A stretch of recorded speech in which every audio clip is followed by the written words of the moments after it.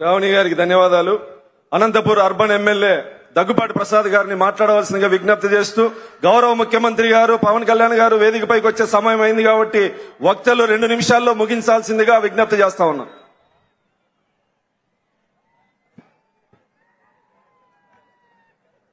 ఈ విశిష్ట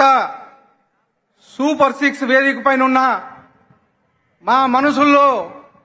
కొలువై ఉన్న మా దైవం,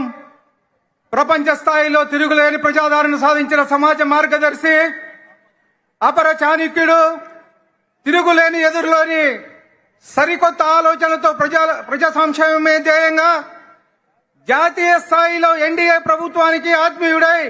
చేదోడు వాదోడుగా సమాజమే దేవాలయం, ప్రజల దేవుళ్ళు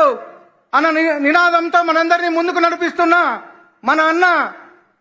కీర్తిశేషులు స్వర్గీయ నందమూరి తారక రామారావు గారిని స్మరించుకుంటూ, మన తెలుగుదేశం పార్టీ జాతీయ అధ్యక్షులు, మన రాష్ట్ర ముఖ్యమంత్రి వర్యులు మాన్యశ్రీ నారా చంద్రబాబు నాయుడు గారికి, తారాపథం నుండి ప్రజాపథానికి దారులు పరిచిన ఉప ముఖ్యమంత్రి శ్రీ కొనిదెల పవన్ కళ్యాణ్ గారికి, మా యువ కిషోరం యువగలం అధ్యక్షుడు గౌరవనీయులు విద్యాశాఖ మంత్రి నారా లోకేష్ గారికి, అలాగే రాష్ట్ర బీజేపీ అధ్యక్షుడు పివిఎన్ మాధవ్ గారికి, అలాగే తెలుగుదేశం పార్టీ రాష్ట్ర అధ్యక్షుడు పల్లా శ్రీనివాస్ గారికి, మా యువ కిషోరం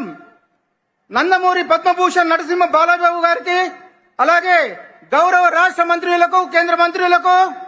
గౌరవ పార్లమెంట్ సభ్యులకు, శాసన మండలి సభ్యులకు, సహచర శాసన సభ్యులకు, అలాగే జన సైనికులకు, బీజేపీ కార్యకర్తలకు, ప్రాణ సమానమైన తెలుగుదేశం కుటుంబ సభ్యులందరికీ పేరు పేరున స్వాగతం సుస్వాగతం తెలియజేస్తూ, ఈ అవకాశాన్ని ఇచ్చిన పార్టీ పెద్దలకు అనంతపురంలో జరిగే ఎన్డీఏ మొదటి సభ చరిత్రలో నిలిచిపోతుందని చెప్పేసి తెలియజేస్తున్నాను. ముఖ్యంగా అనంతపురం నియోజకవర్గానికి సంబంధించి గత 30 ఏళ్ల నుంచి డంపింగ్ యార్డ్ పెండింగ్ లో ఉండింది. దానితో మన ఎన్డీఏ కూటమి ప్రభుత్వం వచ్చిన 6 నెలల కాలంలోనే దీని సమస్య పరిష్కరించి వచ్చే నెల 2వ తారీఖు లోపల ఈ